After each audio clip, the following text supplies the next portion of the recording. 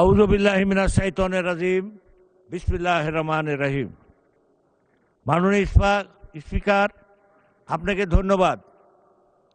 সর্বপ্রথমেই মহান আল্লাহ রব্বুল আলামিনের কাছে শুকরিয়া আদায় করি। পাশাপাশি আজকের এই বাজেটে অর্থমন্ত্রীকে ধন্যবাদ দিয়ে আমি কথা আরম্ভ করতে চাই।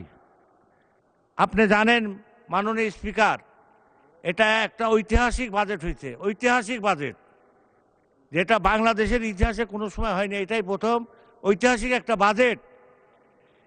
এই বাজেটের পরপরই আমরা গ্রামে ছিলাম। আমি গ্রামে, আমার নির্বাচনী এলাকায় আমি বাস করি। সেখানে মানুষের হাট বাজারে যত দূর গিয়েছি ততদূর মানুষ খুশি এই বাজেটে। মাননীয় স্পিকার, পাহাড়কে ধাক্কা দিলে ফেলা যায় না, পাহাড়কে ধাক্কা মারি মাননীয় স্পিকার ফেলা যায় না। তা আজকে আমার বন্ধুরা যেসব কথা বলেন, আমরা তাদের উদ্দেশ্যে বলতে চাই যে আমরা জনগণের সঙ্গে ছিল বাংলাদেশ জাতীয়বাদী দল। জনগণের সাথে কোনোদিনই বিশ্বাসঘাতকতা করে নাই। আপনি জানেন যে 1971 সালে আমরা জনগণের সাথেই ছিলাম, আন্দোলনের সাথে ছিলাম, স্বাধীনতার পক্ষে ছিলাম। 1976 সালে বাংলাদেশের সমস্ত দল, বিরোধী দল এরশাদের কোলে উঠেছিল। আমরাই বাংলাদেশ জাতীয়বাদী দল বেগম খালেদা জিয়ার নেতৃত্বে এই বাংলাদেশে আমরাই তখন আন্দোলন করেছিলাম এবং 1991 সালে ক্ষমতাতে আসছিলাম। মাননীয় স্পিকার, আমাকে একটু সময় দেবেন, আমি দু একটা পুরাতন ইতিহাসের কথা বলতে চাই। 91 সালে এই দেশে প্রেসিডেন্ট গভর্নমেন্ট বাদ দিয়ে এই দেশে মন্ত্রিপরিষদ শাসন আমাদের বেগম খালেদা জিয়া সংসদীয় গণতন্ত্র প্রতিষ্ঠান করে। 1996 সালে মাননীয় স্পিকার, 1996 সালে সমস্ত দল একখানে হয়ে গেছিল, আন্দোলন করেছিল। বেগম খালেদা জিয়া গণতন্ত্রের প্রতি শ্রদ্ধা সম্মান জানিয়ে মাননীয় স্পিকার সেদিনকে তিনি তাদেরকে অস্ত্র দিয়ে সেদিনকেও তিনি বাংলাদেশে প্রথম এই তত্ত্বাবধায়ক সরকার গঠন করেছে। আমি বলতে চাই, পাহাড়কে যেরকম ধাক্কা দিলে ফেলা যাবে না। শেখ মুজিব লাল ঘোড়া দাবড়াতে চাইছিল, ইতিহাস সাক্ষী দেয়। কোথায় শেখ মুজিব আজকে? শেখ হাসিনা অনেক কথা বলেছিলেন এই দেশের মানুষের সাথে, দেখবো দেখা যাবে কোথায় বিএনপি, কোথায় জামাত। আজ শেখ হাসিনা কোথায়? আমরা বিএনপি বাংলাদেশের প্রত্যেকটা আন্দোলনের সংগ্রামে ছিলাম। মানুষের সাথে বিশ্বাসঘাতকতার ইতিহাস আমাদের জানা নাই, আমরা করি নাই। 96 বলেন, 2001 সালে বলেন, 2009 সালে বলেন, 17 সালে বলেন, আমরা কোনোদিন জানি না। বিরোধী দল আজকে আপনারা সমালোচনা করছেন, আমাদেরকে ধাক্কা দিলে আমরা পড়ে যাব, এটা আপনাদের ভুল ধারণা। আপনারা মনে রাখেন, বিএনপি একটা বিশাল দল, এর পিছিয়ে গণগণ আছেন। আপনারা ওই ঢাকা ইউনিভার্সিটি যখন ছাত্র শিবির পাস করেছিল, আপনারা যখন চিটাগাঙ্গে পাস করেছিলেন, আপনারা যখন রাজশাহী পাস করেছিলেন, আপনারা ঘোষণা দিয়েছিলেন যে আমরা এবার ক্ষমতায় যাব। যার কারণে সেই ক্ষমতা কোথায় গেল, কি অবস্থা হলো, বাংলাদেশের জনগণ কাকে সমর্থন করলো, ইতিহাস সাক্ষী দিবে, ইতিহাস সাক্ষী দিবে। আপনারা, আমি যখন একটা মেয়ের কাছে গেলাম ভোট চাইতে, তো মেয়েটা, স্পিকার বলবো না বলবো না? বলবো কি বলবো? খোকন ভাই বলছে, মাননীয় সদস্য যাই বলেন সংসদীয় রীতিনীতি মেনে বলেন। কথা বলছি না, কি বলবেন আমি তো আর জানি না। সংসদীয় রীতিনীতি মেনে বলেন। হ্যাঁ, একটাও বলিনি। আমি শুধু একটুকুই বলি যে আমি এক মেয়ের কাছে গেলাম ভোট চাইতে। মেয়েটা বললো যে বাবা, নতুন করে কথা শুনছে। কি গো? তো বলছে, মা বাবা, এখন নাকি মরার পর, মানুষের মরার পর আমরা জানি তোমার দিনকে, তোমার রবকে, এগুলো আল্লাহ জিজ্ঞাসা করে। ওই মেয়েটা আমাকে বলছে যে ভোট কাকে দিছো সেটাও নাকি আল্লাহ রাব্বুল আলামিন এবার জিজ্ঞাসা করবে। শুনতে শুনতে তো আমার মাথা খারাপ হয়ে গেল। আমি আবার গেলাম, যেহেতু ভোট তো সব শেষ হয়ে গেল। পরবর্তীকালে আমি যাই দেখলাম যে সব কথা যে মানুষ কর্ণপাত করে নাই। অতএব আমরা আপনাদেরকে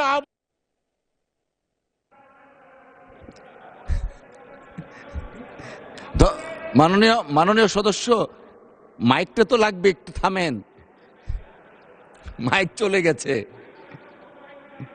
জি, ঠিক আছে মাননীয় সদস্য, টাইম শেষ হয়ে গেছে, একটু শুনেন মাননীয় সদস্য, দয়া করে, টাইম শেষ হয়ে গেছে, আপনাকে আরো 4 মিনিট সময় বাড়িয়ে দেওয়া হলো। ধন্যবাদ। মাননীয় স্পিকার, আমি আপনার উদ্দেশ্যে বলি, আপনি আমার সাক্ষী। বাংলাদেশে শেখ হাসিনাকে তার যৌবনকালে তাকে ঘোষণা দিয়েছিলাম, আমি বাংলাদেশের প্রথম পুরুষ, আমি তাকে ঘোষণা দিয়েছিলাম যে তোর ব্যবস্থা আমি করবো ইনশাল্লাহ। যখন ম্যাডাম খালেদা জিয়াকে ওই পদ্মার থেকে ফেলে দিতে চাল, হুমকি দিল ইউনূসকে পদ্মার থেকে বুড়িগঙ্গাতে ফেলে দিত, তখন প্রথমে আমি ঘোষণা দিয়েছিলাম। তখনকার আমার স্থানীয় কমিটির সদস্য আপনাদের সেলিনা রহমান সহ জামালপুরে যত ছিল আমাদের বাবু ভাই টাবু ভাই সহ, আমি বিভিন্ন থানায়, বিভিন্ন জেলায়, 28টা জেলায় আমার নামে কেস হলো। আপনার জেলা তো আমার কেস ছিল, সাতক্ষীরা বলেন, সব জায়গায়, ঢাকা বলেন আর নোয়াখালী বলেন, কোনো জায়গায় আমার বাদ ছিল না, মুন্সিগঞ্জ, সব জায়গায় আমার নামে কেস ছিল। সেটা কিন্তু আমরা ভয় করিনি শেখ হাসিনাকে। এখন তো ভয় করার প্রশ্নই উঠে না, প্রশ্নই উঠে না। মাননীয় স্পিকার, আমি আপনার উদ্দেশ্যে বলতে চাই, আমাদের সেলিম ভাই কুমিল্লার মন্ত্রী, উনি এই আমাদের বিরোধী দলের বন্ধুরাও বলেছেন, আমিও বলছি যে 15 বছর 20 বছর চাকরি করে যদি বেতন না পায়, এমপি আমাদের সেলিম ভাই এমপি, আমার মাননীয় সদস্য বলে বলবেন, মাননীয় ভাই বন্ধু না। মাননীয় সদস্য এমপি সাহেব আমার বন্ধু মানুষ, উনিও বলেছে, বিরোধী দলেরও বলেছে, আমাদেরও সরকারি দলের অনেক এমপি মহোদয়রা বলেছেন যে আজকে এই নন এমপিও যারা আছে তাদের বেতনটা দেওয়ার জন্য আমি শিক্ষামন্ত্রীকে অনুরোধ করছি। তাদের সংসারে অশান্তি, তারা সংসার চালাতে পারছে না, তাদের বেতন হয় না। আওয়ামী লীগ দেয়নি বলে কি আমরা দিব না? এটা হতে পারে না তো। আমরা বেতন দিব, তাদের সংসারে সুখ শান্তি ফিরাই দেব। মাননীয় স্পিকার, আরেকটা ঘটনা ঘটছে আমার এলাকা বাগা থানায়, লালপুর এবং দৌলতপুর থানায়। প্রত্যেক দিন একটা দুইটা করে মানুষ সন্ত্রাসী, এই মাদকের কথা তো বারবার বলতে বলতে আমাদের মুখ দিয়ে ফ্যানটা উঠে, যে মাদকের কিন্তু কোনো সমস্যা হচ্ছে না। অতএব এই মাদককে ধ্বংস করতে হলে পুলিশ বাহিনীকে আরো শক্তিশালী করতে হবে। কারণ পুলিশ অতি ভালো হয়, কি করবে, দারোগারা হলো 2 নম্বর সব। এই 2 নম্বরের কারণে ওই ফেন্সিডিলের সাথে তাদের যোগাযোগ, তারা ব্যবসা করে, বাণিজ্য করে। মাননীয় স্পিকার, অতএব এই ব্যবস্থা করতে হবে। তারে গুলাগুলি চলছে। আমি অনুরোধ করব, আজকে আমাদের নাটোরের হুইপ আছে, লালপুরের আমাদের এমপি সাহেব, মন্ত্রী সাহেব পুতুল আছে, সহ আমাদের বাচ্চুভা আছে, দৌলতপুরের আমি আছি, আমাদের ওই এলাকার যাতে শান্তি ফিরায়, মানুষ শান্তি পাচ্ছে না। মাননীয় স্পিকার, আমার মিলন ভাই বলেছে আমের কথা, আমি বলতে চাই না, আম মানুষ না খায় এখন পড়ে যাচ্ছে। মাননীয় স্পিকার, কিছু কিছু আম আছে, এগুলো চলছে না। অতএব ওখানে আমের একটা কোল্ড স্টোর করেন। আমার বন্ধুরা বলছেন যে জিনিসের দাম, পেঁয়াজের দাম, আমার মনে হয় 1 বছর পর পেঁয়াজ রপ্তানি করবো, আমরা চালও রপ্তানি করবো ইনশাল্লাহ, চিন্তার কোনো কারণ নাই। আর এটা জিয়াউর রহমানের সাহেবের সন্তান, মনে রাখতে হবে কথাটা। জিয়াউর রহমান সাহেব যখন 1974 সালে এদেশে দুর্ভিক্ষ হয়, তখন এই জিয়াউর রহমান সাহেবই এই দেশের মানুষকে 2 বেলা ভাত খাওয়াইছিল, মানুষের মুখে হাসি ফুটাইছিল।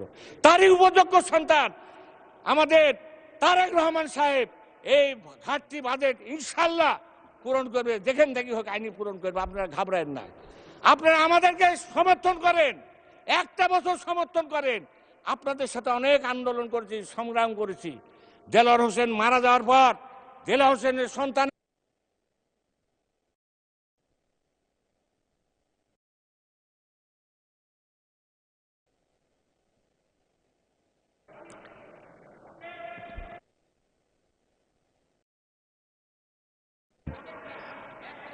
মাননীয় সদস্য, আপনার সময় উত্তীর্ণ হয়েছে, বসেন।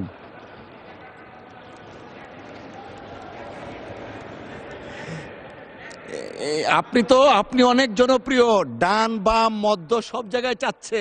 ঠিক আছে, 2 মিনিটের মধ্যে শেষ করেন, 2 মিনিট। আচ্ছা, ভূমিমন্ত্রী নাই, ইন্ডিয়া থেকে যে লোকগুলো আসছে ভারত থেকে, তাদের জমি আজ পর্যন্ত রেজিস্ট্রেশন হয়নি, এখন পর্যন্ত রেজিস্ট্রেশন হয়নি।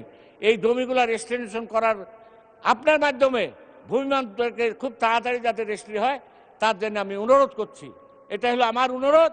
এই বিষয়টা অনেক দিন দীর্ঘ হয়ে যাচ্ছে, এটা করবেন। আর আমার এলাকার সারিয়া বলে এক লোক ছিল আপনার মন্ত্রী, তার বিচার কি এই বাংলাদেশের মাটিতে হবে? হওয়ার সুযোগ আছে? সে লুটেরা, তার বাপ ছিল একটা পিয়ন, সে হাজার হাজার কোটি টাকার মানুষ থেকে হলো, তার মেল কারখানা এখনো চলছে, তার ব্যবসাতে বাণিজ্য চলছে, তার হসপিটাল চলছে। এর বিচার বাংলার মাটিতে করতে হবে, তার ব্যবস্থা করতে হবে। সে রাশিয়ায় পালায় থাকলে তাকে আনার ব্যবস্থা করতে হবে। তার দ্বারা আমরা নির্যাতিত, তার কারণে আমার মাকে হারাইছি, আমার বউকে আমি দেখতে পারিনি। অতএব এই বিচার যাতে খুব শীঘ্র হয় তার ব্যবস্থা করতে মাননীয় স্পিকার। আর আমার আরো কথা ছিল, আপনি সময় দিতে চাচ্ছেন না? হ্যাঁ হ্যাঁ, আর একটু বলি মাননীয় স্পিকার, আমি আপনাকে বলি, আমার এলাকার আমের সমস্যা, কৃষি ভূমির সমস্যা, রাস্তাঘাট নাই। এমপি ও শিক্ষকরা রোজ এসে আমার বাড়িতে কাঁদতে চায়, ভাত নাই, কাপড় নাই, ওর বউ আইসি পর্যন্ত কামে। ওই জন্য আমি এই ব্যবস্থা। আর হসপিটালের অবস্থা তো সবাই বলে আমার হসপিটালের অবস্থা সবার থেকে আরও খারাপ, চারঘাট বাগাত আরও খারাপ, এই বলার ভাষা নাই। আমি এইগুলার স্বাস্থ্যমন্ত্রী এবং স্বরাষ্ট্রমন্ত্রীকে অনুরোধ করব, বিশেষ করে আমি যে কথাটা বললাম এটা আমার একার কথা না, এটা আমার মাননীয় সংসদ সদস্য আমাদের পুতুলের কথা, এখানে আমাদের বাচ্চু আছে, বাচ্চুর কথা, আমার কথা। অতএব এই ব্যবস্থাটা আমি অতি শীঘ্র দেখতে চাই। কেন জানে কতটি সন্ত্রাসী আছে বাংলাদেশে, যখন থেকে গুলি করি, মারামারি করি, তারা এইভাবে ব্যবস্থা করে। ধন্যবাদ মাননীয় সদস্য।